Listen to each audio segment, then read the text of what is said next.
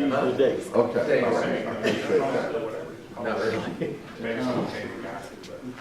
I hadn't heard of one. Maybe could be. Okay. All right. Yeah, that's right. Okay. But how you been? Doing great. No problem. There was some sort of a practice one day. Well, it's not tennis. A guy just had 4 or 5 police officers. They ended up taking the guy to jail. His car was there for about a week, but I figured, well, he probably has it going. More than and then his car took care of it. So better than I deserved. We like it. Good to see you. It's the new impound lot. Very busy these days. Hey, those pickleball players, we have other players. That's true. But I was watching that kid, and probably been privy to some of the conversations. At first, they were just moving to do away with tennis, no one plays tennis. Disagree on that. Right. Because you are all tennis sports are full. Huh. All the time. Probably was something I on think we TikTok. found the right. Probably something on Okay, I'll find TikTok out. about tennis, and all of a sudden everybody wants to play tennis. Good morning. Sir, how you doing? Well, how I- are you you? know, Glad we're not over that place tonight. The noise of there. See, it's a big difference over there. You know, I don't know why We, park in that other parking we're lot. having to, I met with them yesterday, they're having CS agriculture for, Yeah. everything for the road. I don't have enough energy to play pickleball and walk my car. Sax here, and That's what I did. Good dynamics, isn't it? so we have. Yeah, exactly. I'm getting your steps in. You know, there's this guy, Don Good Rick, deal. he's Let me like check it out. preservation and revitalization. He was talking about downtown parking. And he said, there's no curb, there's no exit prompt, because there's no parking spot out front of the house. You've got a good enough business to walk to. There you go. Wish I could, but got too much to do.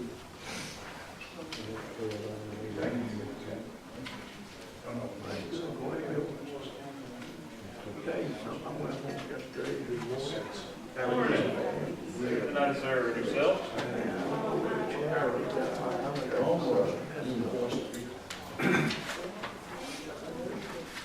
don't know what it was, but I stirred up something. It comes on at 5 to 8:25. Oh, wow, that's not here. Wait, I'm like, I'm just gonna make it. How's things going down there? It's probably wise. It's slow. I mean, they've had equipment breakdown and braking services that are unmarked. Not y'all.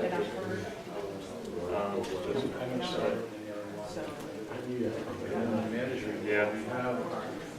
Apparently, AT&T, no longer, Utilities West no longer marks services, even though they're supposed to. No, they've been supposed to. Just don't grab it, get me in here.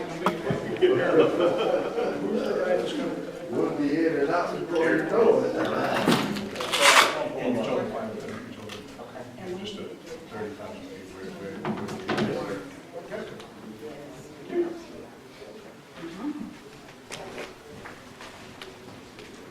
Eric Pitts.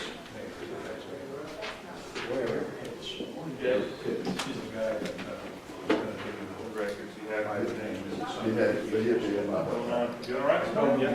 How's it go down there? It's, Eric Pitt. he won't very, very slowly. Okay. But, it's all, it's part of the process. Unfortunately, I always try to temper expectations. It's gonna get worse before it gets better.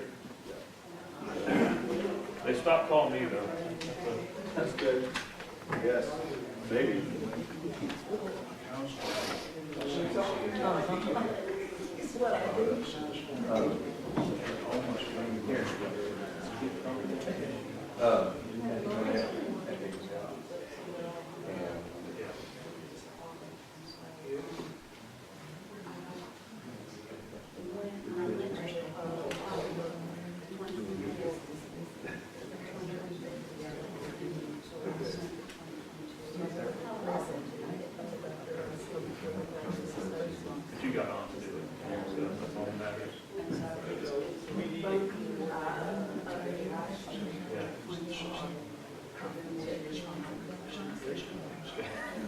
That's all right. So it's gonna take you very long. Just eligibility is all that.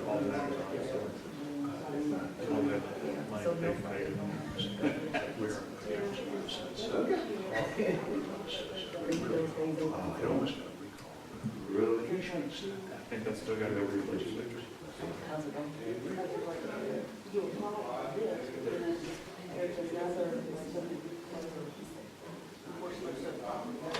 Yeah, they've worked it out, but, Well, I'm just clearing up. I'm not sure.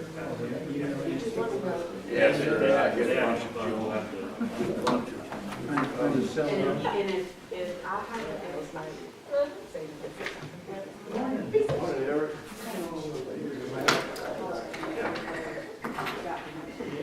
All right. There he is. Y'all already connected right away? Yes, sir. Hi, sir. Yeah,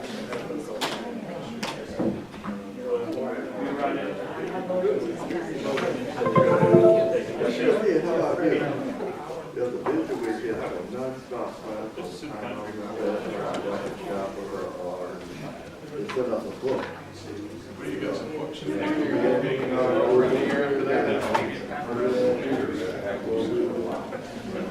But it's good. It's good for the city matters.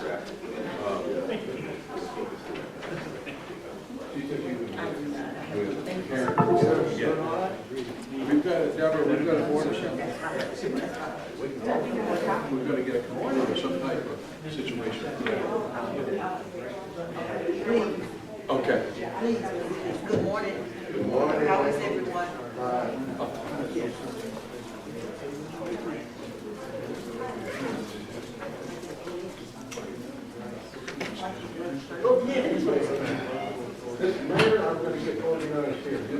Yes, sir. Go let it get organized. And then we're gonna get started.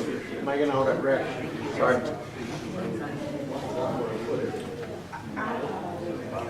It's reprimanding me, you're reprimanding me. Just can't get it right. Can't get it right.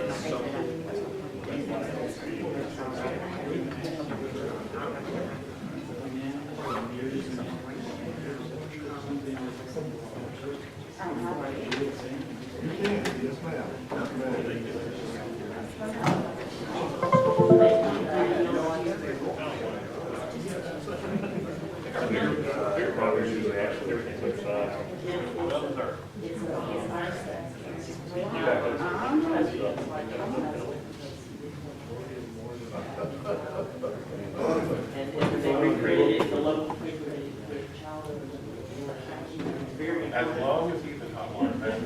yeah, that's the way I look at it. There will be no book tour, and we can now put all that behind us. So, Missionary City, let's focus on that instead. 8:30, we're gonna call it in order. No, it's not there.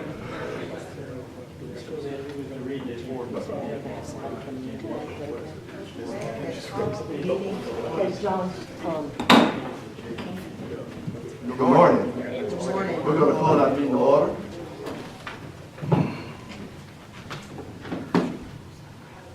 I'd like to welcome you to our work session this morning. At this time, we will have pledge of allegiance and prayer by council number 3. Let's start for pledge of allegiance.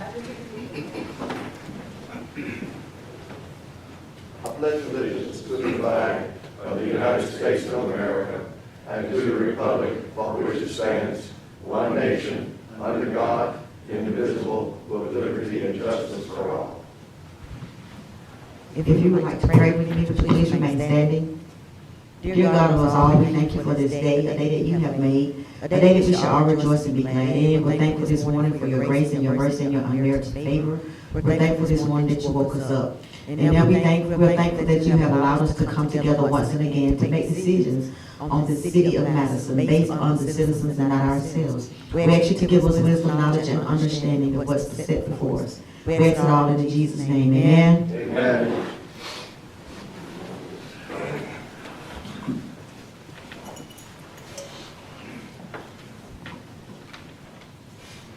Minutes for review, we had a chance to read the minutes.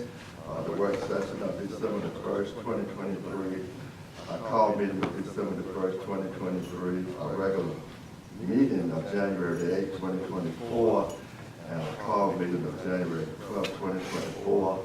And we could just get an order to put these on our agenda. All agree with these minutes to put these on our agenda for our meeting of February the 12th. Everybody's okay with that? Thank you so much. Madam Clerk, if you will put that on the consent agenda for our regular meeting. Thank you so much. Topic for discussion, sludge, report.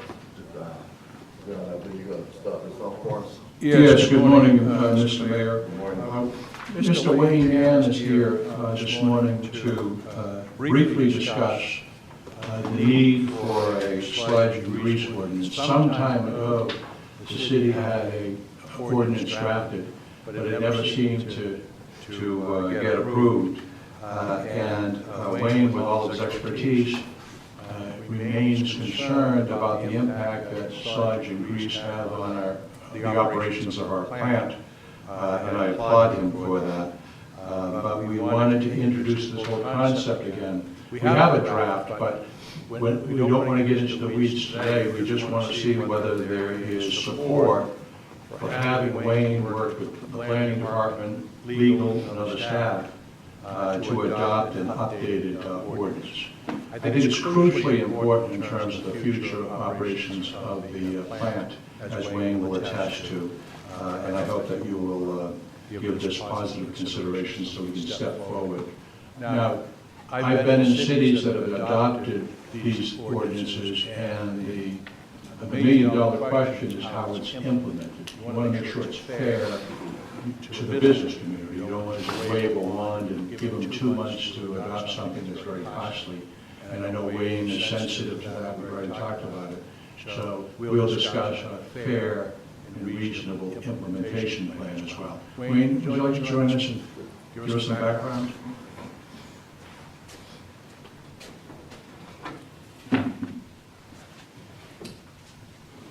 All right. I am Wayne Gann. I want to thank the Mayor Perry and the council members for allowing me this time. I also want to thank Mr. John Clem, our city manager, for helping me get this before you guys. I have been working on this for a long time, and I said I wasn't going to leave until I got one of these finished. So I want y'all to help me work with this. For a long time, we've been trying to get the approval for fats, oils, and grease on a grease trap ordinance. Also, we need we need a sewer use ordinance to go along with that. Without the grease trap ordinance and the sewer use ordinance, we can make recommendations for businesses coming in, but we don't have any authority to enforce what we would like for them to do. Most of the food establishments that come in here already understand the necessity of having grease traps, and they already have that included in their blueprint drawings. Fats, oils, and grease, it's a nuisance to the operation of City Madison's water treatment facilities. Every day, even over the weekend, our guys have to come in and clean the grease up. When it's poured down the drain, it solidifies and it causes havoc in the wastewater treatment part. Sometimes we get as much as 100 pounds of grease out of our screens at City Madison treatment plants. Over the last 3 years, the city spent over $500,000 to put in place screening machines that remove all of this grease, but they get a lot of it, but they don't get all of it. And so the reason why I feel we need a grease trap ordinance, there are many. I know that the grease trap, it traps the grease. If they're maintained properly, it does well to keep a lot of that out. I know we can't get rid of all of it, but it's to help assure the public health and welfare of the citizens of Madison. It protects the downstream users. Our city operators take pride in the water we release into the receiving streams, and it's important for us to meet our parameters as far as the state EPD and the federal EPA requirements that they pass down for us. We have to stay in compliance with that. And we want to prevent any of this material that interferes with the proper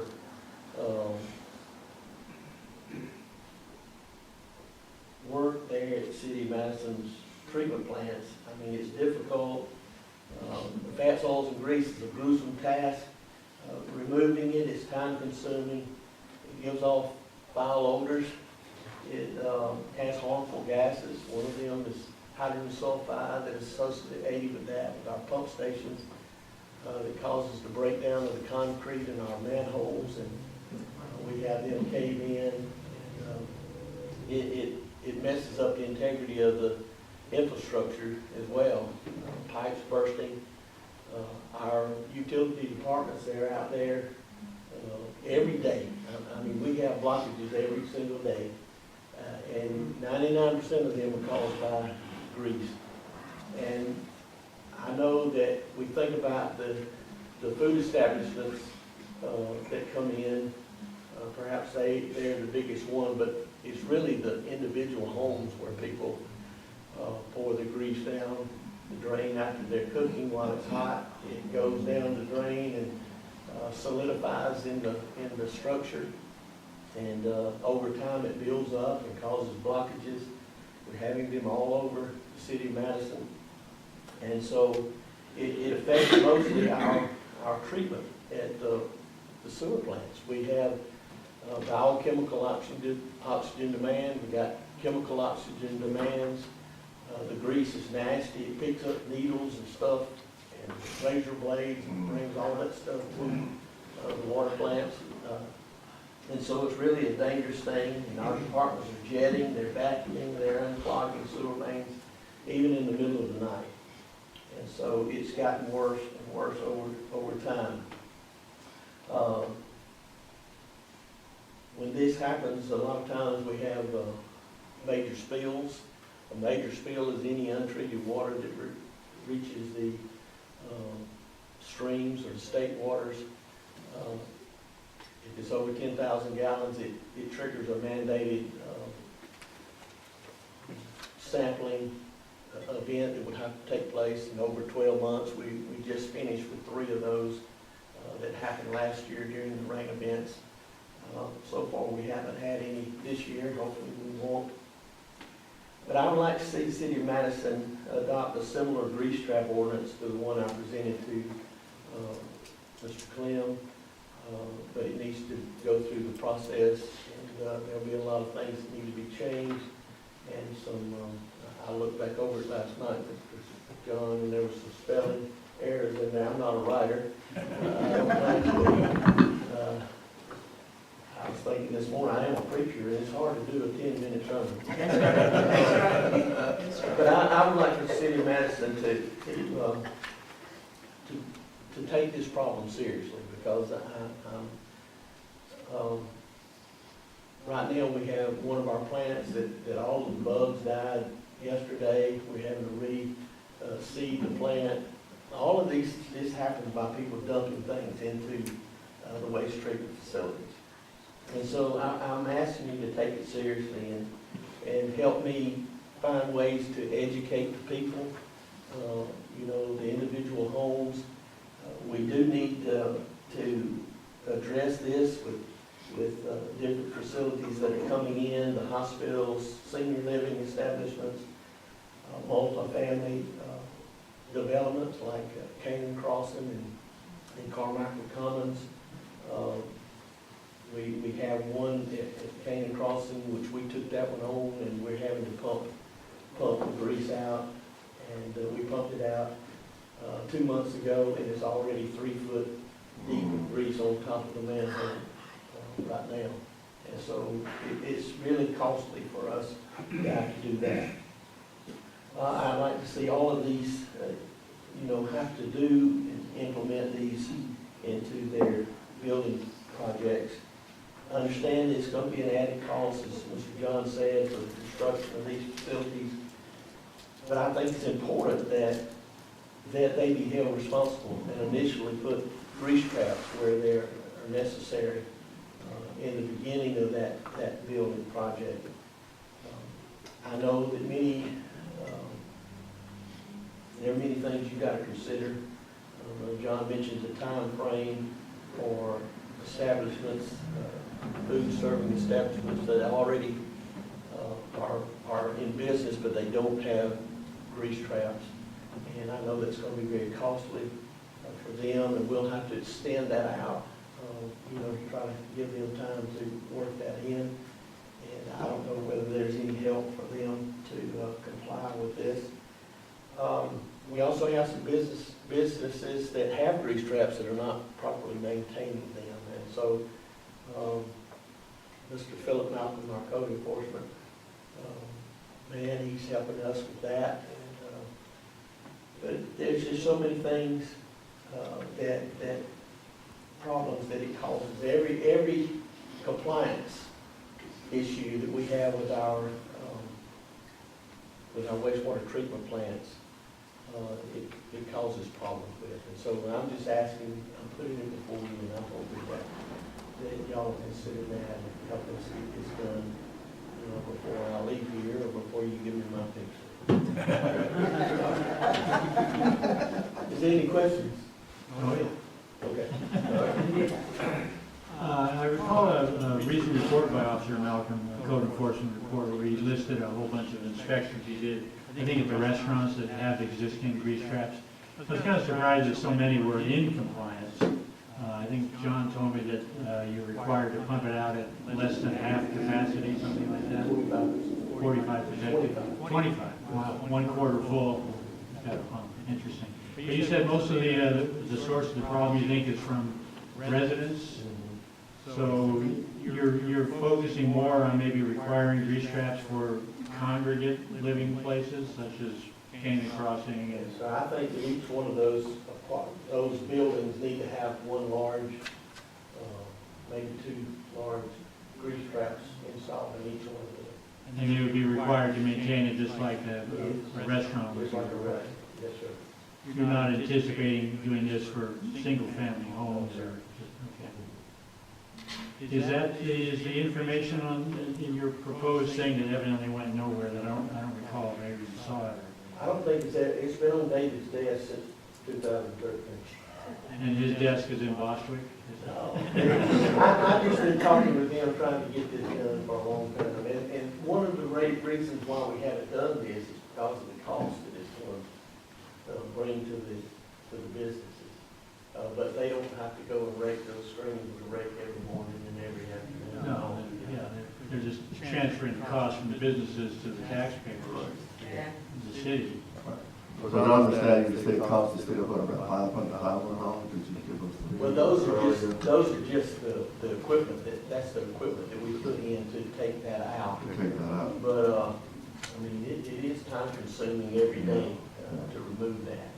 You have anywhere between 50, even up to 100 pounds of grease per day to take out. You also said that even residents is doing the same thing, so we have to educate our residents as well. Oh, usually, well, not all the time, but a lot of times, most of it stops, in their line, and then their line blocks up, and they want us to come and stop it. And sometimes we do, if it's, if they're having trouble with a plumber coming in, it don't work out, then we'll go and pump it out. Mr. Mayor, it's obvious that there is a consistent need for education and information, and we don't want to do this process secretively. We want to reach out to the business community and others that are going to be impacted to first make sure they understand why we're doing it, and secondly, make sure we understand what the impact is on them and try to work with them. So that'll be part of the process as well. Would it be possible to put something like in their bills or something? That's what I'm thinking, yeah. Remind the Yeah. residents of, the importance of not doing that, put the grease in. I'd like to float an idea, which is, there are bags you can buy that are grease proof, that you pour your grease in and seal it and throw it away. And I wonder if there's a chance we could look into what the cost of those bags are. I'm not saying that we provide them permanently, but that we that somehow we make them available so people get used to the idea of somehow disposing it that way. There might be an industrial sort of packing that we could invest in, just to even include it in a bill and say, this is what you use, so that people go, oh, okay, and then we help make that available, because that's the hardest part. You know, the hardest part is, even for me, what do I do with it? You know, I double bag 3 grocery bags and pour the grease in or something, so. We will look at that, into that. It's a good idea. Mr. Mayor, may I? Yes. Thank you. I definitely agree. Education is going to be the big piece to it, especially in the congregate housing, just to let them know what they should and shouldn't do. Because there's so many people that don't realize, or don't know exactly, like what Betsy said, what do I do with it once I'm done, so. But I think we need to make sure we get on board with this. I didn't realize how much of an impact it had. It's almost like your body, you put too much grease in it, things begin to pop up. Yeah. So thank you. I mean, if I may, one more question. Do we know, do we have an idea what other municipalities do? Do we know how they, especially residential issues such as ours, do we know what other people do? With the residentials, I talked with Griffin, Georgia, I talked with Athens, Covington. All of the cities our size, 90% of them already have a grease trap ordinance in place. And so I think it's necessary that we do that, but I still believe that the education to our citizens here is going to be the biggest way to help us I agree. with this. But I did talk to them. They send out flyers. They've got cartoons and stuff they send out about when we first started this. I went to the middle school and did a presentation back 2010 or so, and I carried pots and pans and had some grease in there, and I asked them, I said, when your mom was cooking chicken, I said, how many, I said, did she pour it into the trash can? And then I had enough, so did he pour it in the sink? And I had water in there, but I was acting like I was pouring in the sink, and I said, how many of you parents do that? Every one of them raised their hand. That's what my mom does. And so, you know, even just pouring it in a bag and then taking and wiping the grease out with a paper towel. Yeah. It helps tremendously. Mayor, if we were to enact legislation to require congregate developments to install grease traps for their residents, could that apply to developments we've already approved, such as the West Washington Gateway Apartments or the Carmichael developments? They've been approved. Can we kind of retroactively require them to do that? I think so, yeah. I think we need to. Consider that. Absolutely, and that's kind of the challenging aspect of this. You're not just talking about future new uses, you're talking about the existing problem that you have.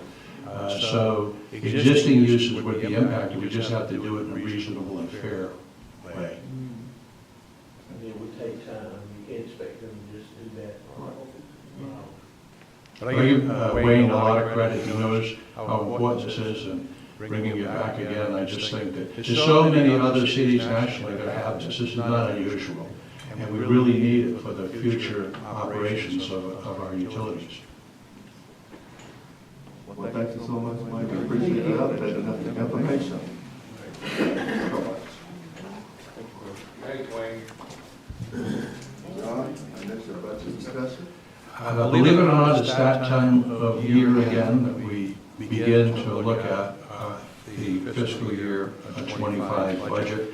And Karen and I thought we'd just provide you some basic information. You should draw no conclusions to it. It's just basic information for your consideration.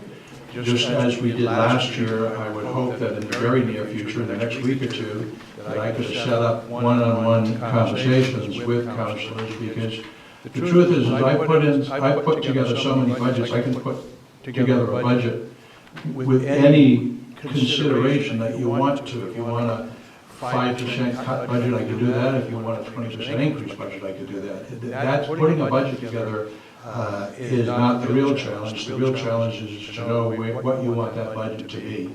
And so I want to have one-on-one conversations with the council members, because it is you that are our elected officials, and it is you that set our priorities. So as we think about the operations next year, we need to know what your priorities are. But if you look at the package, you'll have we provided you the property tax levy history, which shows property tax increases in 2010 and 2015. The second chart is our tax digest. Oftentimes you'll ask, well, how much of our tax dollars is coming from our citizens, from our residents, and how much from businesses, and how much is exempt properties, and how much of it is public parks and what have you. And Councilmember Latham actually provided this to us in a really nice form. But it is very telling for a lot of reasons. One of them is, just this weekend, we were at the Georgia Municipal Association, and a fellow city official got up and asked the state officials, why is it that we can't get sales data at the local level to know what the impact of those businesses are when it comes to service delivery debates with the county about how much the funding the city should get, and we can't get that information. But this is interesting. If you haven't seen it in the past, we wanted to provide it to you so that you'll know that for every tax dollar, where does it come from? Residential, commercial, industrial, conservation use, and the like. So we just thought you'd like to have that information as well. The next page is our general fund, because that's where we want to focus, because that is funded by our property tax. And you can see the total amount of revenues that we received from the general fund going back to 2019, and expenses as well. And we provided you an analysis that has in the last two columns what would happen, what would the expenditures be if we had level funding. In other words, not open up any frozen positions, not offering cost of living increases, not offering step increases to the compensation plan that you had. What are the fiscal implications? And the second is if we simply unfroze the positions that have been frozen and provide a modest cost of living and step. That's the financial implication. And in our conversations, when you say, I'd like to see this, I'd like to see that, we can provide to you detailed evaluation of what the impact, financial impact on creating new programs, creating new staff, or cutting programs, or cutting staff. So this is just we provide this to you just to begin the conversation. And if you want to see a graph of that chart, that's the next page. You can see in the last 4 years, we've seen a flattening of revenues, while we've seen an increase in expenditures. Certainly in FY23, we had a budget that used a lot of fund balance. We took money out of our savings account to fund that. And if you go all the way over, then you have two options. The red option would be, the red-lined option is that first option that I mentioned, not unfreezing positions, not offering cost of living increases, not offering step increases, just a base budget. That would be the red line. And if we simply unfroze the positions that we've frozen in the past and funded the compensation plan, that would be the yellow line. And lastly, there's been some concern about the sales tax distribution. We had a good month, and now we think it's turned around. But so far in the year, we're about $3,500 shy of our original budget projections. It is not a major concern to us, but we're watching every month and need to be concerned about this because that is a major area of funding for us. And so that's what we've provided to you to begin the process. I'd like to have one-on-one conversations with you to see what your priorities are. As you recall, last year, we froze positions. We privatized some operations to achieve cost savings. We regionalized operations, working with our friends at the county. And we made cuts. So this year, we need to see what the consensus is of the council in terms of where we're going. We have a lot of areas we'd like to enter, but certainly without funding, we can't do that. Just in a general sense, as your city manager, I'd like to have comprehensive conversations with you in several areas. I'd like to see an in-house economic development component, because I think that that's necessary for us. I think we're asking an awful lot of our planning department that does incredible work, but we don't have economic development staff, and it's not just creating economic development, but it's creating economic development that you want. And that doesn't happen overnight. So cities usually either sit back, create the zoning, and see what knocks at your door, or they're proactive and they try to go after things that are conducive to our way of life here in Madison. And so I want to talk to you about that economic development component. There are staffing issues I want to talk to you about. I'd like to continue our efforts to strengthen the bond with our county government, see if there are other areas where we can consolidate and achieve some savings. And so that's kind of where my mind is in terms of developing a budget. But the first step is to meet with all of you to see where you are as well.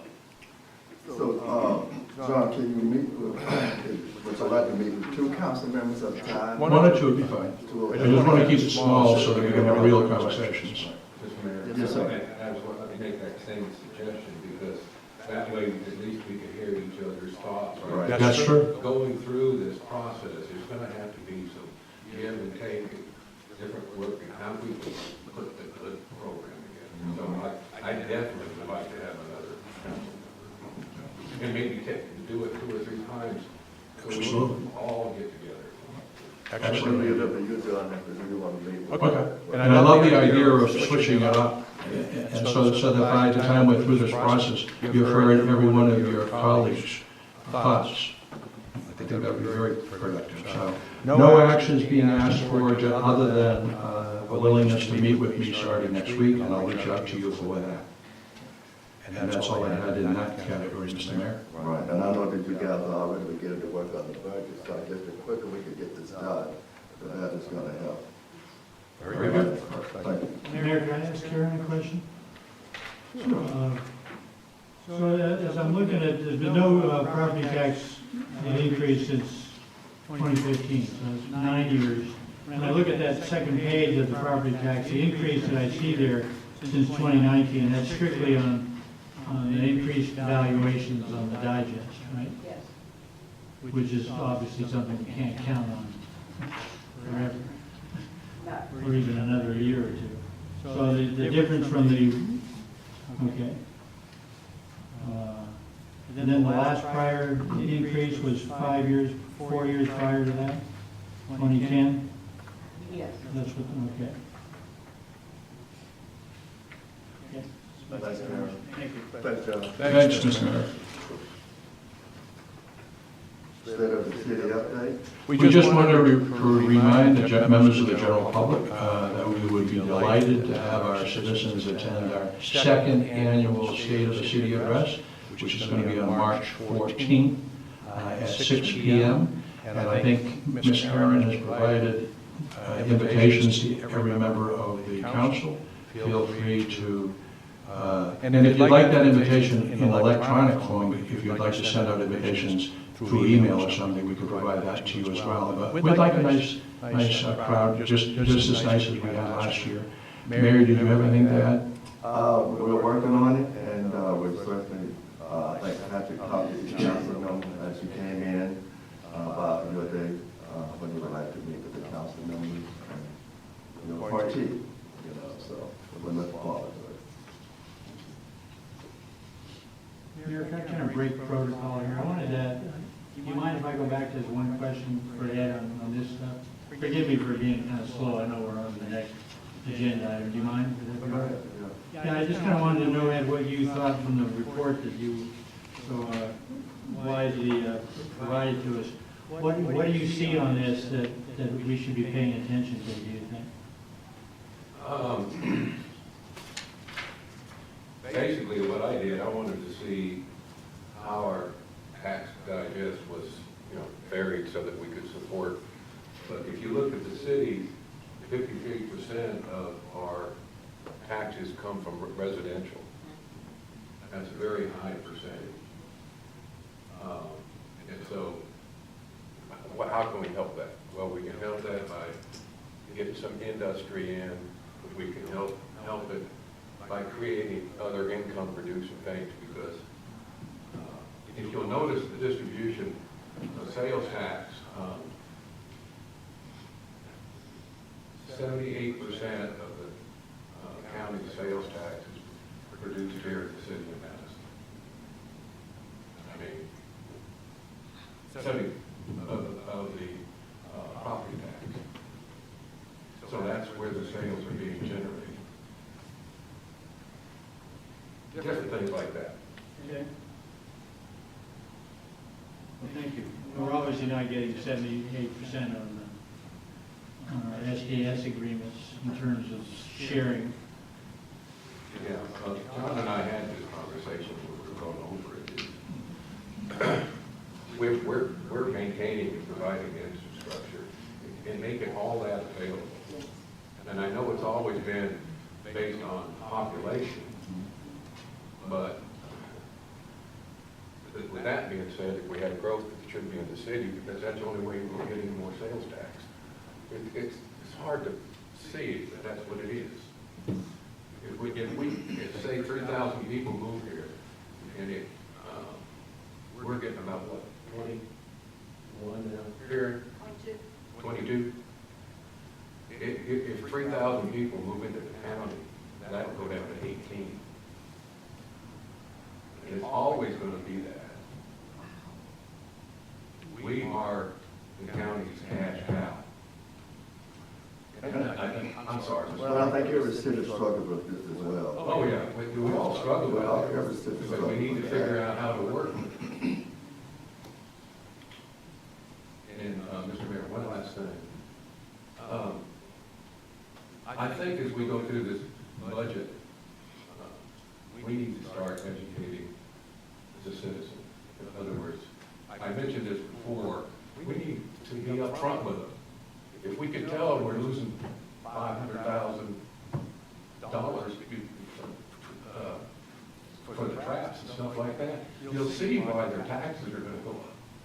We need to get them to help us. And I think that's why it's going to be important for John to have this conversation with our council members, so he can talk about these things, so we'll know where we are. Yeah. Thank you so much. All right, thank you. This is the 2025 roads program. Thank you, Mr. Mayor. As Aaron Wadley comes up to the microphone, I just wanted to make some initial comments. And that is, what we're discussing now is the distribution of our proceeds from T-SPLOST, and thank every citizen of Madison for supporting T-SPLOST in the past, because it is our major source of funding for road repair, and also a modest grant from the state under the LMIG program. But we need to keep in mind what this is. This is a list of what to do. Aaron's giving his professional opinion on how best to spend limited funds. But we should recognize that we're only scratching the surface, and that communities make decisions. Some communities don't have a roads program. All they do is wait for an absolute emergency, and they steal money from somewhere else to make that one emergency repair, and that's it. Well, that certainly is not a good option that some cities select. The second is kind of what we do, and that is we have a limited source of funding, so we look around at the number of streets and figure out how to best resurface the limited streets that we can. What we need to keep in mind is that there is another way, and there is a better way. It's analogous to buying a car. In the first instance, you might not even be able to buy a car. You might be riding on a bike. But if you get a car, you can choose the option of buying the car, but doing no maintenance on it, and just killing the car. And when it dies, you buy another car. That's the option we are presently at Rhodes. We're not doing preventive maintenance. We're resurfacing roads, a limited number of roads, and that's it, no preventive maintenance. Cities that are best managed also provide preventative maintenance. The purpose of a preventative maintenance program is to extend the life of the road, very similar to changing your oil in your car. Why do you do that? To extend the life of your car. We should be extending the life of our roads, but we don't have the resources to do that. And so in the first instance, Aaron is going to do the impossible job of trying to look at all of these roads and say, I guess this one, and this one, and this one. But there should be a plan so that we have enough money to maintain our roads in an orderly and logical fashion, so that every year, X amount of dollars is spent, it's all pre-planned, everyone knows which roads are next, but we don't have the resources to do that. And probably more importantly, we should be spending 25 to 50% of our funding on preventative maintenance. We shouldn't just wait. This whole program is roads resurfacing. We're not doing any preventative maintenance to speak of. And so that's a goal in the future, that we want to get to a point where cities are, some cities are, that this is all pre-planned and pre-programmed, there's enough funding to do the right job, and you're maximizing your dollar by extending the life of the road. Mrs. Terry? So we can put that in our capital improvement program if we can plan ahead for our roads and for our infrastructure. If we had the funding capability, which we don't have, Aaron and I would be working right now to put a long-range roads plan together that has a healthy component of preventive maintenance and a list of roads that are the roads that should be done every year. We just don't have the resources, but we're getting there, and we hope to be there at some point. Thank you. Aaron? Thank you for having me this morning. So what I have before you is a map. I presented a very similar map last year, and this is suggested roads. It's definitely open to input right now. The roads in green on the map, that's what I'm suggesting we pave this upcoming year. The roads in yellow, we just finished paving. They're waiting to be final stripe in the next few weeks to close those out. So, as John said, we have very limited funds for resurfacing, and asphalt continues to get more and more and more expensive. It's becoming cost prohibitive to look ahead. I told you guys last year I'd like to put a 5-year plan together, but it's difficult with limited funds. When we have really wet seasons like we've had the last few weeks, we can see road failure happen really fast in certain wet, low areas, and that kind of changes things around. So with limited funds, it's difficult to outlay several years ahead. That being said, we have roads here that we've chosen in 3 different ways. One, there is a condition assessment. It's now aging, maybe 5 or 6 years old, which for condition assessments is really invalid. Should be updated every 2 to 3 years, ideally. 5 years at an absolute maximum. So a lot of the ratings in that condition assessment aren't necessarily valid anymore. But it's still a good go-by, because the road was failing then, it's still failing now. Doesn't mean something may have jumped over it and maybe worse. So look at the condition assessments, have a couple of roads on here that were the lowest on the list. Also, we have some roads on here that were requested by city council members, and we have some roads that were requested by staff. These were all what happened last year when we were putting the list together. Things we couldn't get to then, and we're struggling to get to now. I want to point out at the very bottom of the list, I don't have it included in the map, the fairground is in really bad shape. It's extremely busy. We cannot afford to pave it unless we want to do nothing else. But we can patch it, we can fix the holes because it's a major cut through. Hopefully that changes when GDOT fixes the intersection at 441 and Lions Club Road. That's planned right now still in the 20, 30 somethings. But it's there, it's moving forward. I know the design's underway. But, for now, Fairgrounds will make the cut through to Walmart and to the interstate. And it's getting quite holy, so we need to fix it. That's just repair work, as John was saying. If something broke, we've got to get out there and fix it. I'm presenting patch only right now. And then we're looking at Dixie Avenue. That was requested by multiple city council members last year. Old Post Road, staff requested that. 4th Street is just time to resurface it. And East Central, right there next to the church, is it's in pretty rough shape, and it's high traffic because of the church there. We also have Peter Street up here on Main Street. It's a small cutoff, and nobody sees it except those living on it, but it's in bad shape. It was requested last year, we just couldn't fit it in. There are many others that I would love to have on here. Green Meadows Drive, Green Meadows Court. There's a lot of alleyways that are in bad shape. But if we can keep longer roads closer together, we get a lot better prices. So you can kind of see where we focused location-wise last year. We've got a concentration in yellow, finishing up the neighborhoods near us, just on the other side of Main Street here. And those are all short runs. Short runs cost us a lot more money.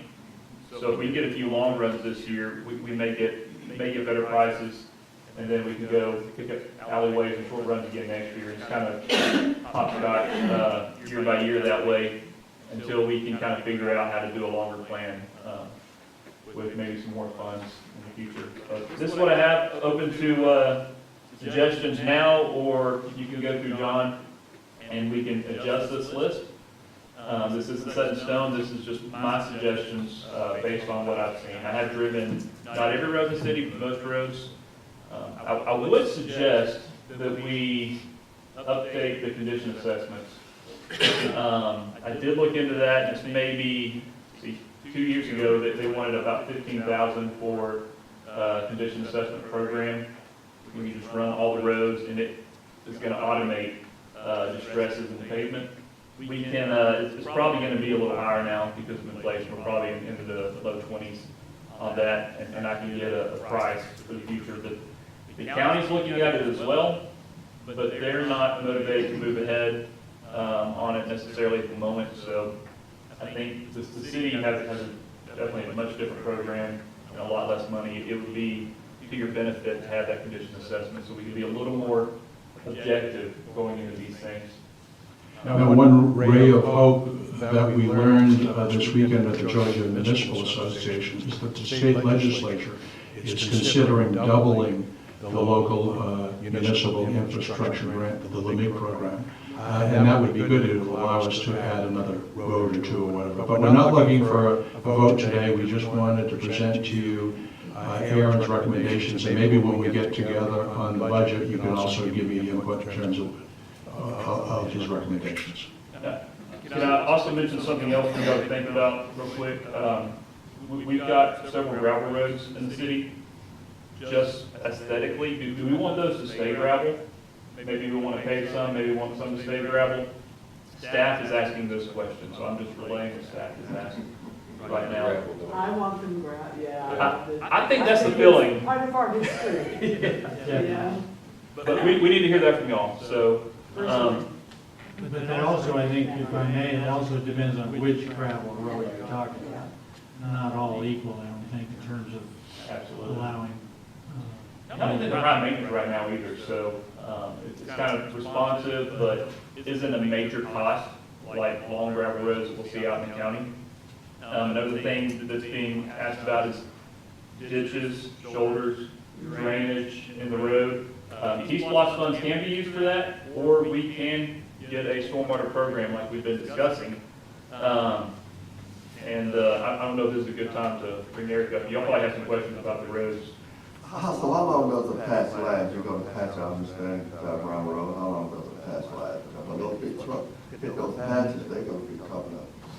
Yeah, patches, that's really a open question, it's hard to answer.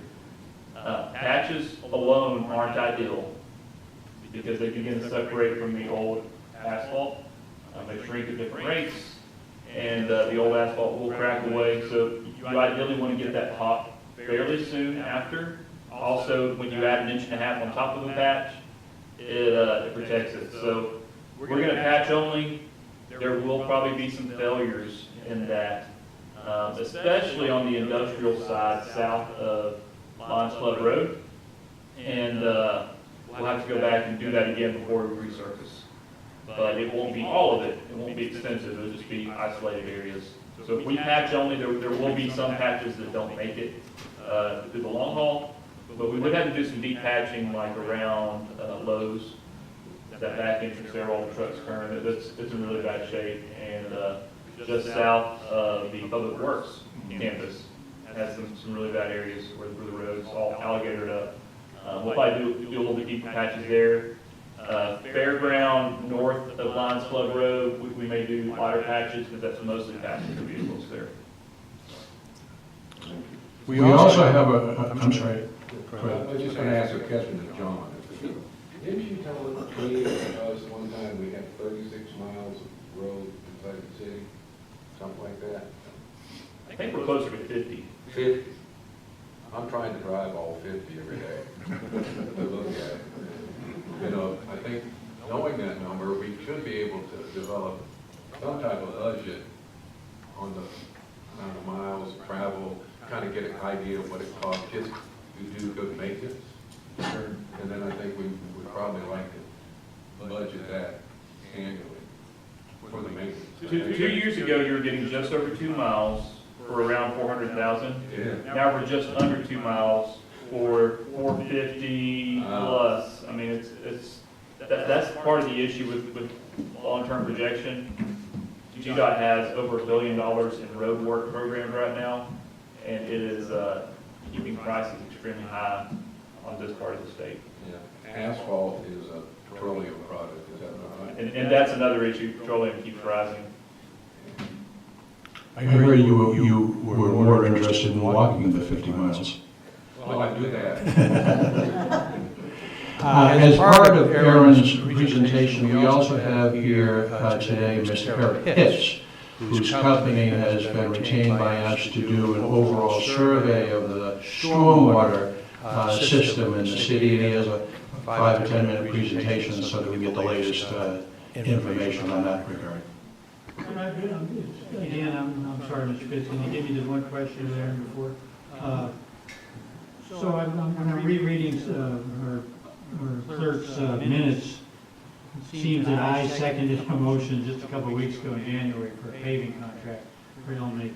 Is that what we approved then? Is that the green I'm seeing on your map? That's the yellow. That was actually our FY24 funds. So we're talking about, I did not write it on the map, but we're talking about FY25 funds right now. Okay. We'll start on July 1st. And so Garrett Paving, you guys approved, and they jumped right on it like that week and started paving. So they're now done. We still have to do a punch list with them, but for all intents and purposes, they're done with that contract already. And if I could add to what John said about the increase, it's Governor Kemp's proposed budget, which everyone seems to have a pretty firm confidence that it will be passed, as the doubling of LMIC for the entire state. And I believe there's if I understand it correctly, in one of the classes I was at, the deadline for what we already did was the end of February, and we've done that, correct? The increase will be accessible with an application, I think they said between March and May. So it'll be another opportunity, not a year from now, just a couple of months to access that increase that it looks like will probably be passed. Yeah, thank you for your. If I could real quick just introduce Eric. So we had come to you in, I want to say, August of last year and talked about the stormwater program. And we had multiple steps to get to a long-term program. The first one is to know what we have. And so we hired Inversa Systems, and they have gone through every single stormwater structure that we have, every ditch, and connected all the lines on a map, on GIS. We're going to integrate this into our GIS system. He's looked at, or his staff has looked at the condition of our stormwater structures, the pipes that are visible. Now, there are some that they wouldn't be able to see because they're too deep, too small, or inaccessible. And we may want to look at ways to access those later and see what kind of condition those are in, especially given the recent pipe failure we had. But they got what's visible, they've collected all the data, so I'll have him talk about that now. Thank you for the opportunity to be here today. Before I get into my presentation, I want to applaud y'all for taking the opportunity to talk about preventative maintenance going forward. I've been dealing with roadways in the state of Georgia for almost 40 years now in various capacities, maintaining them from the state level all the way down. So it's very important to take care of the assets that we do have out there. And that, excuse me, that ties in directly to the drainage assets that you have out there. As you know, it takes one failure of a drainage structure, you can wipe out an entire road with no problem. This is just a quick overview of what I'm going to talk about. As Aaron has already said, we were out here, we were doing a physical inspection of the drainage structures that we could see. We were mapping all of that information, and we'll provide all of this information to the city. This is just some examples of some of the pictures that we were looking at out there. When we first started talking about this, we were looking at the drainage structures, the pipes, the boxes, and all of that. And in our conversations with Aaron and Mr. Clem, we realized that we needed to look at the ditches and the swells and all of that as well, because it all ties together to function as one system out there, because if one fails, it can cause failures in other locations out there. And we have completed all of the data collection. We have all of that information available now. And I know this is a little tight to see right now, but this is a map of all of the drainage in the state, in the city of Madison right now. The important part that you really want to look at is, if you look at the data, almost 60% of your structures are in really good condition. You're not having any real issues with about 60% of your structures out there. There are some that are in fair, poor, or inoperable condition. And those are the ones that we'd be looking at to do some type of, you would want to look at to do some type of treatment to go forward to, again, extend the life of those drainage structures. You will see a number there that says it's unknown. And these are anything from a system, as Aaron was just discussing, where it's a closed system. We can't get down there to the depth without having to put somebody physically into that structure. And we were not here to do a manned entry inspection. We have that capability. If you ever want that down the road, we can do that. It's just not what we were here to do. So there's some of those that are out there that we just don't have that information. We have the locations of them and where the pipes are running to. We just don't have an actual condition of those structures. And this is a map. This is the data that we'll provide to you. It's an interactive system. And I'll show you here in just a second. We broke it down into two different things, the structures. This is your catch basins, your drop inlet, your actual structure that's there. And again, 52.6% of them are in really good shape. You've only got a little bit less than 7% that are in poor condition. And the ones that are in poor conditions are the ones that you really need to be concerned about. Those are the ones that from a structural standpoint could fail in the very near future. The ones that are in fair condition, you start needing to be doing some of the preventative maintenance on those to make sure that they don't fail catastrophically. These are the conveyances, and this is anything from a pipe that's running the water that goes from one point to the other, or the ditch lines that are out there. These are all conveyances. They move the water from one point to the other. And right at 60% of these are in good condition, and you've got about 5.5% of your structures out there that are in poor condition, that are in danger of some type of failure. And this is just a zoomed into a section of the map that you saw there, and with what we provide, you'll be able to see this data. It's a very interactive map. And this just happens to be along Crawford Street. You can see there's a couple of structures there in red. Those are ones that there's some type of issue with them. And if you clicked on one of those structures, you can see, I don't know if you see it or not, but there's I clicked on one of the two red ones just kind of right in the middle of the screen there. This is the information about that. It tells you that there is some severe defects with this structure, what type of material it is, And without some type of work on it in the near future, you could lose this structure.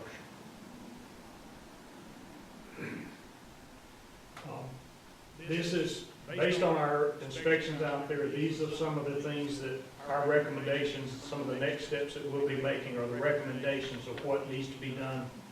So some of those are, there's some out there that may need to be just dug up and replaced. Sometimes that's the only solution to drainage structures they get. Luckily, right now, from a conveyance, which are your pipes, we're not seeing any that need to be totally dug up and replaced. There are about 30% that need to have some type of maintenance done on it, and this could be anything from the fact that there's some debris blocking the entrance of the outlet that it just needs to be cleaned out. It could be silted up where you've got a lot of silt in there that needs to be cleaned out. I haven't seen it here in the city, but I have seen it in the past. Some of this could be, I was in one municipality, they had a tree growing in the outlet end of a pipe, and you have a 36-inch pine tree growing in a 24-inch pipe, that pipe's not going to drain. So these are the type things that we'll be recommending. And there's a category here on the right of the screen that says level 2 inspections and then CCTV inspections. Those are the type inspections that we would be talking about if you wanted to get down into the drainage systems that we could not get to, and to get in there and run a camera through there and be able to show you what's going on and get an actual idea of what's happening deep down in some of those structures. And this is the structures. Sorry. So can I, Yes, I'm sorry, can I clarify? Yes, ma'am. So, because of the light, the screens are hard to see. Am I understanding that the gray is the unknown structures where you actually have to have either a camera or so manually go in? Is that correct? It could be a camera that I need to get in manually. Right. It could be, there are some of them out there that I just can't physically see the pipe because it's blocked up. Mhm. So I can't, but yes, that's typically what that is. So what we don't, so that's the unknown. So even when we're looking in some of the other slides that you have, that we're in the red section in the immediate need, it doesn't seem to be that great. We don't know if it's greater once we Exactly. look at in the gray area. I mean, that all could be. That could be changed, that's correct, yes. Okay. Yes, ma'am. Thank you. Good question. All right, and this is the same graph for the actual structures. Again, most of them are in good shape. You've got some minor maintenance that needs to be done on those, cleaning them out. They gather debris over time. It happens on all structures. All right, the next steps. We're finishing up the review of the data. We're getting ready to issue final data to the city so that y'all can load it onto the system. We've got all of that. Should be getting that to you here in the next couple of weeks. We're going to utilize the data that we've collected to determine basically how much it's going to take to do the maintenance that's recommended, to come back and present to y'all to what it's going to cost to maintain that system going forward. And then we're going to help you prioritize a list of what's the top priorities, how's the best use of your money. It goes back to what Mr. Clem was talking about earlier. You can spend all of your money on the damage that really need to be replaced, or you can spend part of it on that and part of it maintaining and extending the life of those structures. The same thing can be done for drainage structures as you do with pavements. And it's obvious that this is information that we have not had, and it's incredibly valuable in terms of us moving forward. So I applaud you, Aaron, in terms of getting this off the ground or whatever. But to put a comprehensive program together, you needed the type of information that Eric has given us. And with that, I'll take any questions. I appreciate the time to talk to y'all this morning. Thank you. I think the city was doing some GIS mapping. Was any of that helpful for what you were doing? We got the base mapping on all of that from the city. We layered our information over the top of it, so when we provide the data back to them in the shape file, they'll be able to lay this right over the top of the GIS mapping that they've already done, and it'll show up on your system. And Eric, could you provide Aaron to provide the council members your slide presentation? Absolutely. Great. I've got it. It's on the. Oh, okay. Excellent. The last question I had is when you say that 7% of our infrastructure is rated poor, probably what we should focus on first, obviously. How does that 7% match up against other normal communities in Georgia? Is that good? Is that bad? It's it's a little below average, or, yeah, it's in better condition than some I've seen. Don't sugarcoat it. We're not. But we're currently doing the same type information for Georgia DOT. We're looking at all of their drainage structures, and right now, they're running at about 15 to 20% that are in that core category. And this is at a state level. So, and then we're doing the same work for some other municipalities, and I have it range anywhere from like 5% up to 25%. So, well, kind of on the lower end. Thank you. So, you're going all over the city, looking at these drainage. Yes. So what area would you say that's better than other areas? I would have, I don't have that right here in front of me. I wish I could tell you that right now. I don't know off the top of my head, but I can get that information to you. I just would have to go back into the system and pull it up again and say this is probably the worst areas. Yeah, and they're finalizing this map, so when it's completed, all the QA/QC has been done, Eric and I will get together and we'll re-present based on if there is an area component.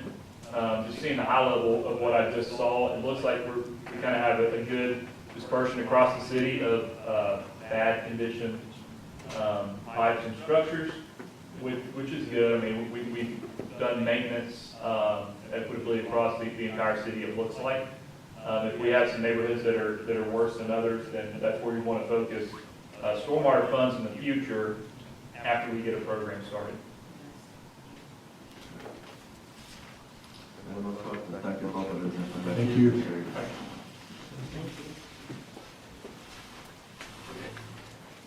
Manager's report? I have only 3 or 4 items, and I'm a little late, but I wanted to reintroduce to you our Assistant Planning Director, Molly Vogel, who I think at least some of you, and not most of you, or all of you know. I'm just so delighted that she has come back home to be part of our planning department, and she brings a ton of experience to the job, and I think that bodes really well for the city, and I applaud her. I wanted to have a general conversation about recycling. This was spurred on by a visit I had from Council Member Latham recently, caused by some communications and discussions he had with his neighbors. But in reflecting on our recent recycling efforts, first of all, we implemented glass recycling, which I'm proud of, and at the same time found out, unfortunately, that we had to take over the commingled recycling at the same time. And I cannot overstate how wonderful Aaron and his crew is. There were bumps along the way, as there always is, but they have done extraordinary work. But it's caused Ed and others to come to some conclusions. After looking at the glass recycling program, we have beautiful 35-gallon bins. No one is filling the bins. That'd be a lot of, you have a lot of glass to fill the bins. So it brings us to the obvious question, should we be doing this twice a month or once a month? If you go once a month, it obviously save a lot of wear and tear in the trucks or whatever. And so when Ed brought this up, I sat down with staff. Aaron actually agrees that we should seriously consider it, and we're going to let 2 or 3 more cycles go through to make sure we understand what we're looking at. The good news is that 200 or 300 people are recycling glass, which is fabulous, and so we want to encourage more to do so. But the question is, are we running the operation as efficiently as possible? Which kind of gets us into the area of commingling. My conversations with Ed, he said, you know, you have these green boxes that I haven't met one Madison resident that likes those green boxes as opposed to a Herbie Kirby. But now we originally thought we would go to a 35-gallon, which is 2 of the boxes of the commingle. And Ed has asked the question, well, why don't we just go 95? And it's interesting because we owned a home on St. Simons Island, and in Glynn County, that's exactly what they have. They pick up our trash once a week, but they pick up recycling once every 2 weeks. But you have the 2 big Herbie Kirby's or whatever, and it works very efficiently. And if you have if you're a husband and wife and you have 7 kids and you're gonna fill up the recycling bin faster than that, we could give them 2 95s or whatever. So Ed has, I think, brought forward some interesting questions, and staff is evaluating those, because just because we do something a certain way doesn't make it the best, doesn't make it right or whatever. And Ed has caused us to examine this, and I would applaud, I would hope that other members of the council that might have opinions share those with us as well. But we want to run the operation as efficiently as possible. For example, if you could go to once every 2 weeks for recycling, because you're giving much bigger bins, the cost savings on the wear and tear on the vehicles and the gas and personnel costs or whatever are significant. We could save money. We're not, this isn't contracted out anymore, we're running it, so we want to run it as efficiently as possible. So I thank Ed for his introducing these concepts, and hope that we'll hear from others in terms of any general opinions that you might have as we move forward. So if you ran the recycle every 2 weeks, and I've noticed that the recycle, those guys are working up to 7, 8 o'clock at night on Wednesday. Yeah. So is that, I mean, it seems like to me, what time do employees come to work in the morning? Well, they're working a long day, and it's being cut back. People need to understand that we're just taking over a brand new operation that we had nothing to do with. And so the first time they did it, they actually couldn't finish in one day. Now they're finishing in one day, and it's extended. We think that as time goes on, they'll get better at it, and they'll cut it back. But it is a full day. I mean, that wouldn't really change if we went once every 2 weeks to a 95 or whatever. First of all, it gets rid of those green boxes, those little green boxes once and for all. And secondly, it's much easier for people to use a Herbert than it is to lift something up or whatever. We just want to make sure that the 95-gallon container is big enough to hold 2 weeks worth of recycling. But we should be asking these questions. There's no perfect way, and we should keep looking, examining what we're doing and see if we can do it better. And most residents I see just have just the one bin out there every week, but it may be a good idea to go 2 weeks to have a bigger. And once again, we want to increase our recycling rate. So that takes, just like our conversation with Wayne Dan on grease traps, we need to continually communicate education and information. Just put it on the front burner all the time, continuously or whatever. Try to encourage people to recycle. Mr. Mayor, Sure. that was actually what I was going to talk about, education of the different types of bins that we were going to have out. Because the residents that have contacted me are concerned with what goes with what and which days are they going to be picked up. A couple of residents in my district didn't get picked up. So now I realize it's because it was, we took over and we were just running late. But I think we need to do more education, not just in newsletters, because some people will take their bill out and not pay attention to a newsletter. I think it would be amazing, because we are in times where we use media a lot to get the mayor or yourself, John, or someone to even do like a commercial just on Facebook to say this is what this is, to just explain it, because we're like in a social media age right now. So our older residents, I'm sure they're reading what's in the newsletter, but our younger residents are probably not reading as much as the older residents. So I think we need to educate a little bit more about which bin is for what and what days they'll be picking up the recycling. Thank you. Good idea, and I think that especially our younger family, the older members, we understand, they don't know what's going on, we need education. Yes. Put town hall meetings in every district. I agree with that as well. Thank you. Mayor, Yes. I got a question for John. I'm actually going to ask the question, Latham, not this Latham, the one that canceled our contract, and the reason he canceled it is because he couldn't make any money.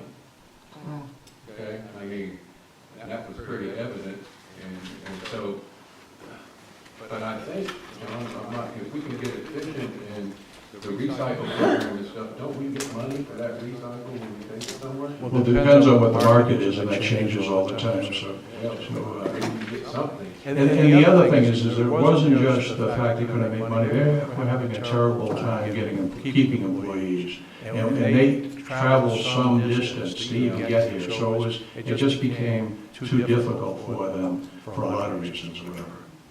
But we're just scratching the surface in terms of this, and Ken has done a great job in communications, working with Aaron and our staff or whatever, and I'm excited about where we're going and where we're headed. And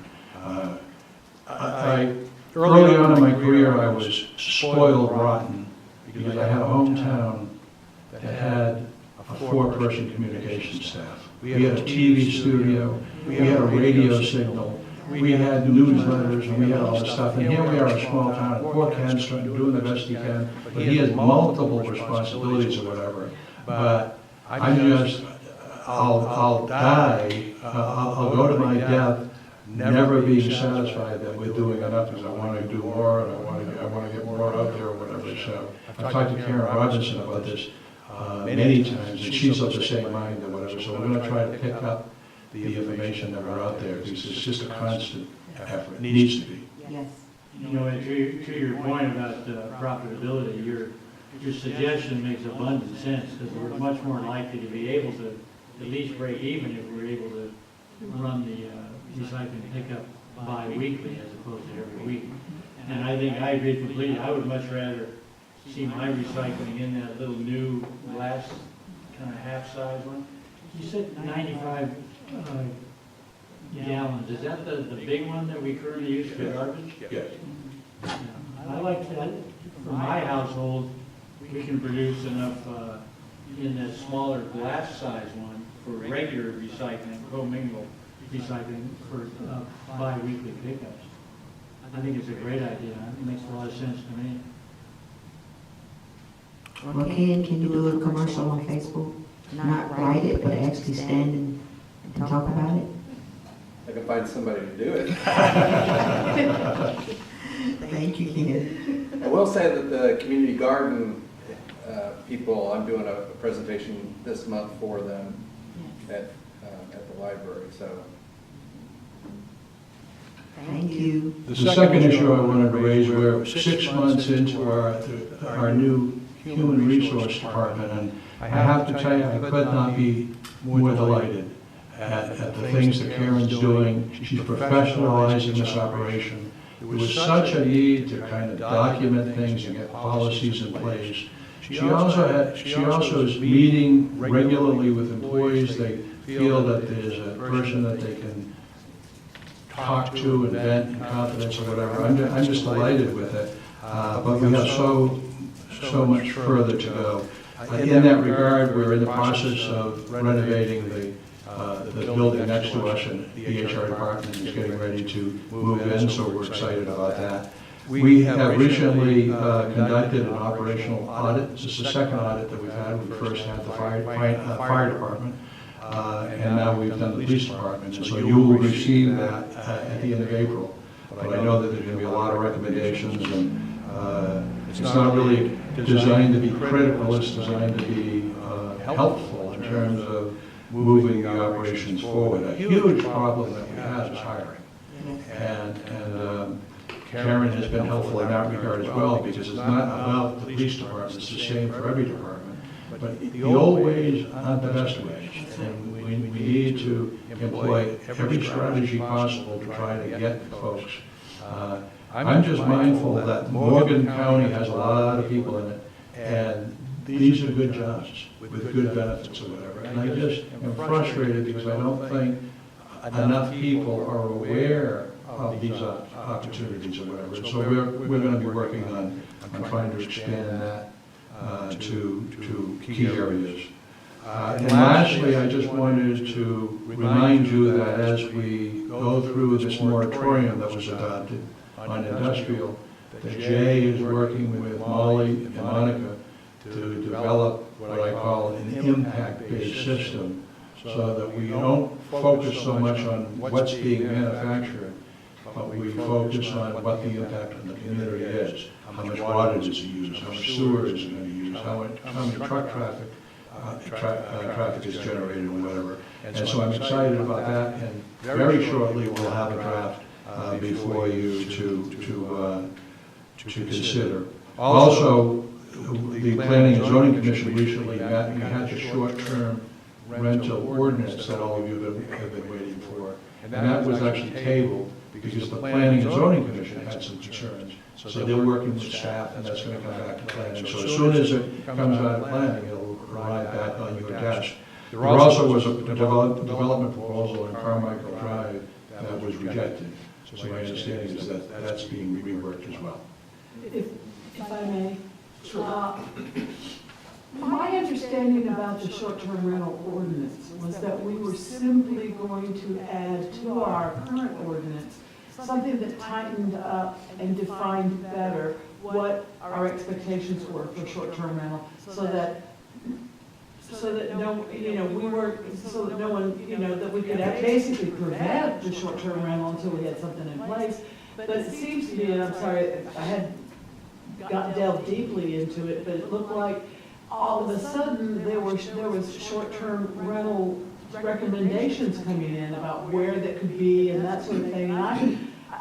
And that for that reason it was tabled, and not necessarily because there was just language in the ordinance that was just going to tighten things up for us. So what happened? It was a discussion that if you totally outlaw them, it is more likely to get challenged.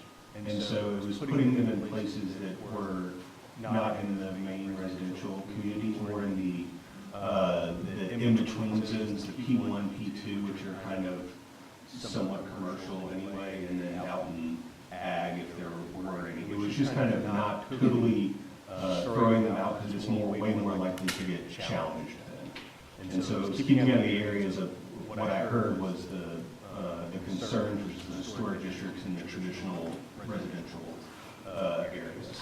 But, okay. But there's a lot of cities that totally outlaw them.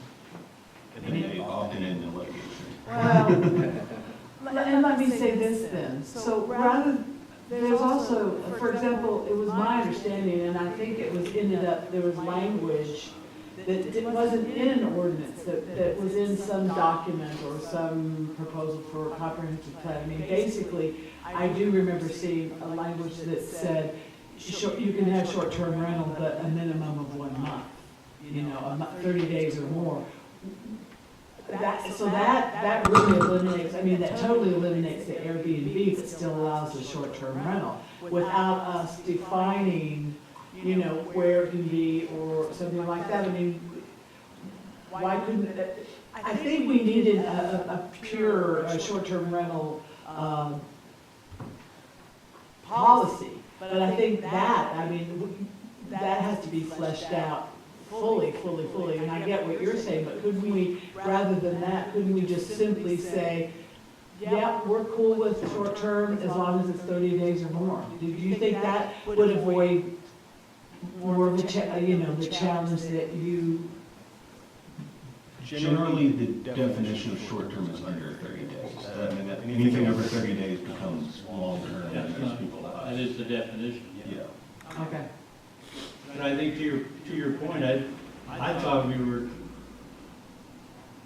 tightening up legally what we thought we had in place for years, and that was a ban on short-term rentals. And all of a sudden we found out that we were in some legal jeopardy, that the ban I think we all thought we had for a long time wasn't as enforceable as we thought it was. And the point I thought was to do an ordinance that would kind of tighten that up, to allow us to then go forward and discuss other options. In the meantime, we could be protected from more and more grandfathered operations. I thought that was kind of what we were doing. So I was a little surprised myself too. And there's nothing to stop you all from taking that out. I mean, it's a choice by you all. When talking with Monica and her staff, it seemed like those areas, there was limited opportunity to even do that out in the P1 and P2, and we can look at the zoning map and see what those are. But those are more kind of half commercial, half residential areas, and then agriculture, if it's, which I think in the town is, I think it's 2 acres or more, or something like that, that you can do it on there just to give it some opportunity so it be less challenging. If it is a complete ban, then that is definitely Neil's decision-making power.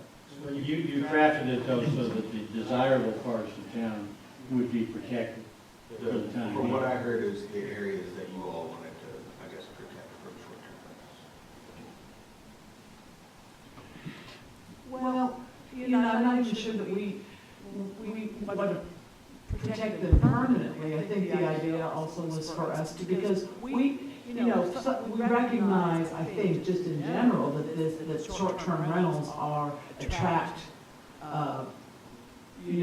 tourists and that sort of thing, and that a lot of, especially the younger folks, want that. So it's not like we would necessarily ban it permanently. We would just say, until we get a policy that really works for us, and it's, and I wonder if we could just have something in our ordinance that put a stop to it for the moment. And if it was challenged, we could say, we're working on it, we are actively working on a policy. And I wonder if that would sort of fend off, lawsuits because of that. I mean. So we're not able to proceed on that issue at the next council meeting because it was tabled by planning and zoning. And they need to come first. Maybe the staff could come and make a report with at our work session, today, things that they were working on. So let's have staff to come make a report with at our next work session. Let's talk about it. Well, what direction do we want to give the staff then? Because, they have been working on it, and we've got something that I think we're not that excited about, and of course, planning and zoning turned it down. So what direction, do we want to be more specific and give staff maybe an idea of what we would like them to come up with? What does anybody else think personally about? My understanding is that staff is reworking it at the request of planning and zoning. Is it the council's desire that we incorporate some of those things that you just said into the thing before it gets to planning and zoning again? Exactly, Yeah. that's right, yes. So I feel like it's a can of worms if we try to say, oh, you can have short-term planning here without, short-term rentals, but without that fully formed, what does that look like? I'll ask Jay to work with planning on it before it gets back to planning. Thank you. The other planning-related issue that has come up, and Philip Malcolm is increasingly becoming frustrated that, and the issue is residential parking of cars in yards. And we're not, I don't think he's really talking about the person that has a little tiny cottage or whatever, and a little tiny driveway, and the kids come home or whatever. It's not that, it's the residences that just park all over the place in the front yard, and got cars going each way or whatever. Philip gets the call, and it seems like citizens are just outraged that we allow that. And so, we'd appreciate knowing whether you think this is an issue, and if so, we could ask Jay and planning to kind of kick those tires and see where it goes. I don't know if you have personal opinions about this, but. My suggestion, I did receive a letter from a citizen in my district proposing that we do some regulations for residential parking. And my suggestion to him was that we put it on next month's work session agenda. I wasn't going to bring that up till I spoke with you, Mayor, as to whether that would be something you'd be in favor of putting it on the work session agenda to kind of get some sense of where we on the council feel about that. Yeah, I know you're talking about residents that have cars that parking on their lawn. Exactly. And actually, where I live, there's just not enough parking space. You got a family that's got 3 or 4 cars. The driveway is just so limited to the street. They never had any other option but to park. And I agree, it don't look good, but they just don't have any other option. Could we put it on the agenda for a work session, so points of view like what you just expressed, Mayor, could kind of be put out there and we can kind of decide amongst ourselves whether to proceed or not? Could I do that? Yeah. Would you be amenable to having this particular citizen give a quick comment like we've done other times, or you prefer just to? Let's just have a discussion first, because I don't want to have the citizen come in, or any citizen to come in, you know. Okay.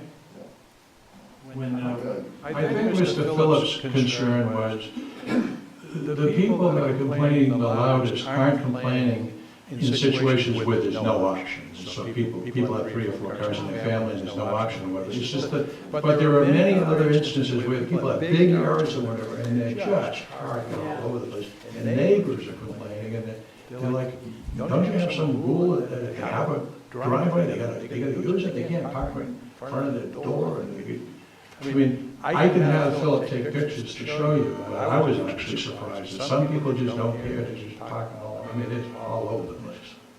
And I think that those extreme cases are the ones that cause the most concern. Well, if I may, thank you. I think we could look into how that could be modified to prevent what you discussed, but still allow the other. I mean, there must be some ordinances elsewhere, Jay, you might have some experience with how we can prevent the worst of it and yet accommodate folks otherwise. So, I think it's something I think it's worthwhile. I think we have some homeowners association in our city, right? That we do certain things, like this NEA. Do we? I think we do, yeah. Yeah. And they take a model out of that, you know, let's see what happens. Mr. Mayor. This is an issue that just has kind of come up. I think we maybe thought of it in the past, but if we can get Deborah to put it on the agenda for the next work session, we can kind of spend a little more time to get everyone's opinion about it. Because you bring up very good points. There are residences that really don't have much options. And residents don't really have laid out yards, lawns, and so how do you define what's on a driveway and what's in a front yard? So all the specifics are going to be problematic, but we can maybe put it on the discussion list just to kind of bandy it about, see if there's something we want to proceed in or not. So if you make notes, we'll put it on our next work session. Right, thank Convey you. that to the citizens. Thank you, Mayor. Thank you. Mr. Mayor, Yes, sir. some of the problems with the homeowners association is it's the past 20 years, everything is gone. Like Cedar Lakes, all that's gone. And they never, updated them or whatever. So that is a big issue in Cedar Lakes. And they have big enough yards. So, but the problem we're seeing, there's more than one family living in these houses, simply because of the way the rent's going, owning property's going. You've got a young family, son and his wife and 2 kids moving back in with mom and dad and kind of splitting the cost. So some of that's being generated by that. So, but this we need to discuss it. I'd appreciate putting it on there. Thank you, sir. Sure. Mr. Mayor. One of the fastest changing things that they do at the HPC, one of the criteria that is most frequently updated is garage requirements. There's more cars, bigger cars. What was fine 10 years ago for a garage is no longer appropriate. And, to your point, there's just a lot more demand to have vehicles on your property. And what's happened, even if people have garages now, they've turned that garage into a living space. That's exactly right. Yeah. So what do you do? I think Councilmember, you gonna say something? I totally agree with what you said earlier. There are some spaces where it's not, the driveway is extremely short. There's a lot of homes where there are not garages, and they are having to utilize their yard to park. Because either they're gonna park in their yard or they're gonna park outside on the street. And they can't park. And you can't park on the street. So we need to make sure that we are looking at all areas in our city, not just one particular area. And I do understand that someone that has cars all across their yard, it's not a good look for our city. We want our city to be really nice, but we need to make sure that we take inventory of every area, and not just subdivisions, even our private areas, private homes. so we can make sure we include everyone. There are more than a few instances of people that have driveways, but they're not using their driveways and they're parked every which way right in the front yard. So those are the ones that we really need to pay attention to. So we need to make sure the policy is for everyone. So we won't, Yeah, that'll be the challenge. it is gonna be a challenge. So we need to make sure we look at it. Ordinance that applies fairly to Everyone. And there again, it goes back with education. Education. Okay. Thanks for bringing that up. Thank you, Mayor. Anything else to come before our work session? Can I ask John for a quick update on the recharging station? I saw an email that we're getting close to having that put together. Let me check with staff and email that out to you. Thank you. Nothing Mr. Mayor, I just want to say one thing. When John was talking about, you know, getting local people to get into town to work for the city, I thought, I suggested that maybe we could work with the Career Academy. I agree. And so we could set up a program over there, we can start letting the people that are not gonna go away, get them kind of trained and and then when we need employees, you know, I think we could use our local talent and they can start learning in the 9th grade. Yes. So, I have one last thing, Mr. Mayor. I am on the municipal training board for the state of Georgia, and I just want to say to the ones that went to get training this weekend, we appreciate you, we thank you.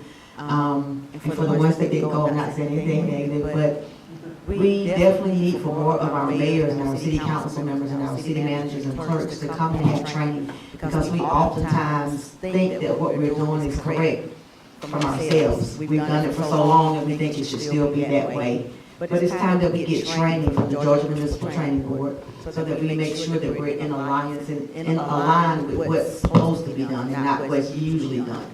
So thank everyone for coming out and getting training. Great turnout. It was a great turnout. I stay here to sign all the checks. Well, thank you, Ed. Keep the city going. Thank you, Ed. That's really good training. You were behind Mary. Yeah, so. And one of the many stars in Atlanta for Cities United was my colleague, Mr. Peter Reed, who got 2 awards for training levels, including what you just kind of referenced. And of course, we're going to sit about some visionary award. Yeah. Now that it's on the map. Now that it's on the map. Okay, there's nothing else. This meeting is adjourned. Thank you. Thank you.